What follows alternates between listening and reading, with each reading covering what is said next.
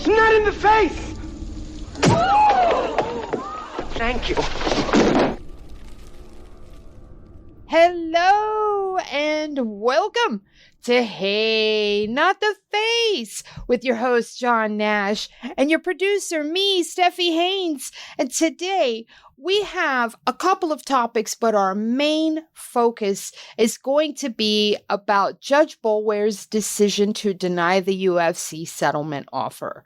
But first, let's check in with John, who is on vacation, but he has very selflessly volunteered to come on and do the show while he's away on vacation. John, how the hell are you? I'm good. Technically, I'm not on vacation. I'm working during the week remotely, but I'm here visiting my mom to take care of her. So maybe she'll make an appearance in the show, but we might also hear her because she loves to just crank the TV in the other room. But, it should be fine. That's great. Now, you said to take care of her. She's okay, though, right? Yeah, she's okay. She's just elderly, and she's got some minor health issues she's recovering from, but nothing to get alarmed about. Unless, if people do feel nervous, they can mail me a check to the the Hey Not the Face Foundation. Yes. You wire me or PayPal, or I'll take any payment, even the ones I don't have and don't know how to use. All right. So before we jump into the UFC antitrust stuff, there's been another topic that's been sort of dominating all the news headlines and social media. There's been a lot of discussion about an Algerian boxer named Imani Khalif and her participation at the Olympics. What are your thoughts on this situation? I don't care. And not only do I not care, neither do you or anyone else that got really upset over it. No one that's worked up over this was watching women's boxing before this. So I think the situation, from my opinion on the outside, is this is one of purely people looking for something to get worked up about because no one was paying attention to the Olympics women boxing before this. And they weren't paying attention to Imani when she was losing in 2020 at the Olympics. Nobody seemed to mind then. Yeah, this is purely a culture war issue that's sprung up.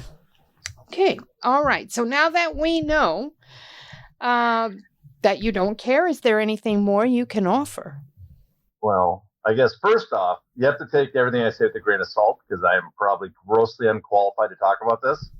I'm not an expert in biology or women's sports or men's sports or any sports. I will say I do find some of the arguments that women's sports should be treated as a protected class. And then we have to narrow who's allowed to participate somewhat convincing. I've seen that argument.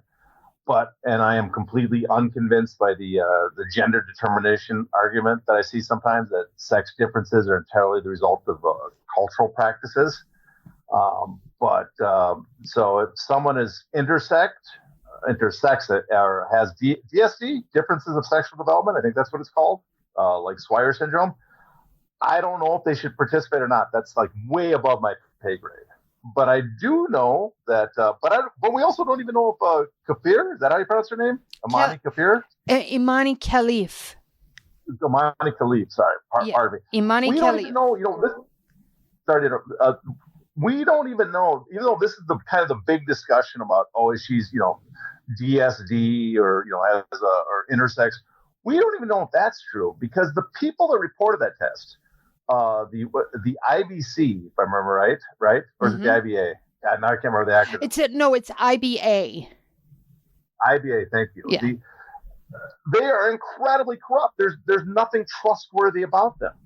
So there's a good chance we are worked up over something that's not real, and that the IBA, it's very plausible they invented a test just to get her out of the previous contest because they were looking to help a Russian boxer advance. So that's one. We don't even know if she fits any of these things that I just was talking about a second ago. But I do know if she or another athlete was born with DSD, first of all, they're not transgender. So by definition, they're cisgendered, which is kind of comical about the people getting worked up over this is you will see, that if you're born a woman, what you're born at is what you are. You can't change it, right? Well, okay, that's fine, but she was born a woman. If this is true, if she has DSD, then it's plausible, it's very possible she was born with female sexual organs, was identified as a doctor as a woman, grew up in Algeria, a very famously tolerant towards transgender. Sarcasm there. So that's the other point. She, under your definition, she grew up as a woman. I guess what gets me worked up about this partly is that people get so worked up about this. And that it's one thing to have a discussion about who should take part in women's sports in a kind of a smart, intellectual, reasonable way. But there's another part that's like, you guys are getting very mad at someone that did nothing and made no choices, and they're, and you're being incredibly cruel to this person on the internet. And that's my only takeaway, that people are being incredibly cruel over something that should be a little more, I guess, a little more sympathetic, empathetic, and a little more reasonable about what's being discussed. Well, the Boston Globe ended up issuing a massive retraction and an apology. They even apologized for their initial editing of the first title. And then they edited it, and that was still wrong. And so they ended up issuing a couple of apologies to her publicly. They put out a big, huge thing publicly and released it on their social media and released it on their website.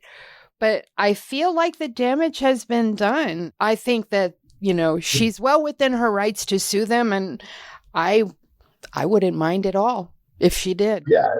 Yeah, I think people latch onto this because they wanted it to be part of the culture wars. Mm-hmm. They saw this as a chance to get people riled up.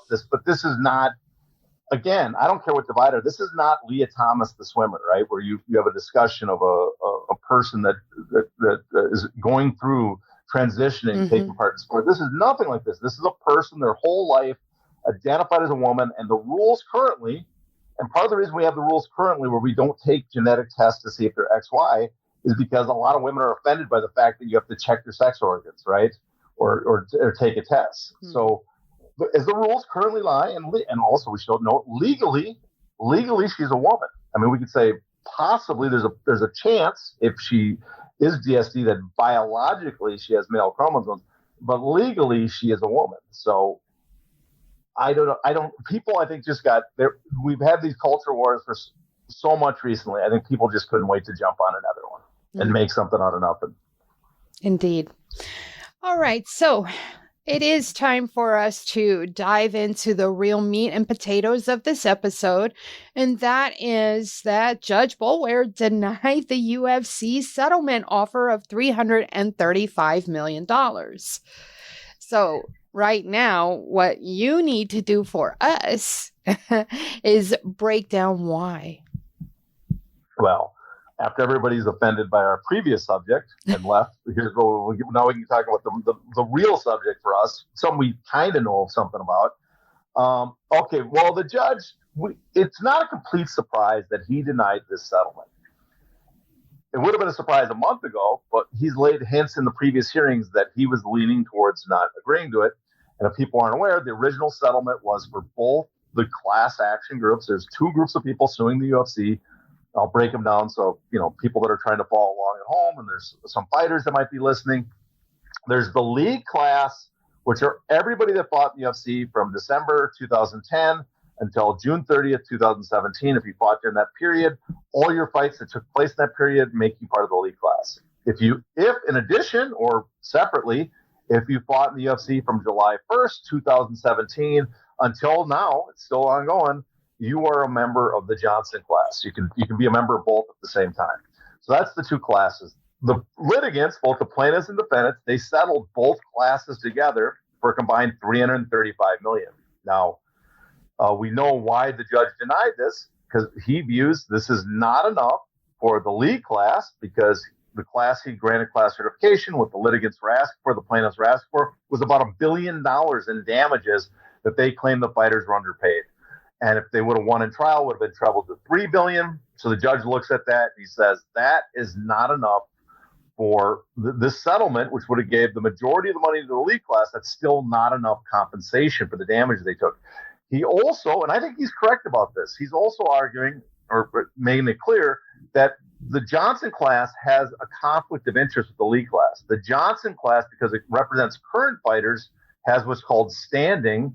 They have the ability to challenge under the judge. They could go to the judge if they win a trial and claim they have standing and that they want to see the contracts changed to make a more competitive market, to make the contracts less restrictive. And so he's claiming that this settlement doesn't offer enough contractual changes to the Johnson class, nor does it really offer any financial settlement when there hasn't been, and he doesn't know what the Johnson class should get because we haven't even done any discovery or analysis or regression models or anything to determine what kind of damages they should get. And so that's the reason the judge has right now denied the settlement, because he thinks on one hand the Lee class doesn't get paid enough. On the second hand, he does not think that the Johnson class, their interests are being looked at with this settlement. What's been the plaintiffs' and the defendants' reactions to all of this? To access the bonus content of this episode, you must be a paid subscriber. To do that, go to heynottheface.substack.com and subscribe today.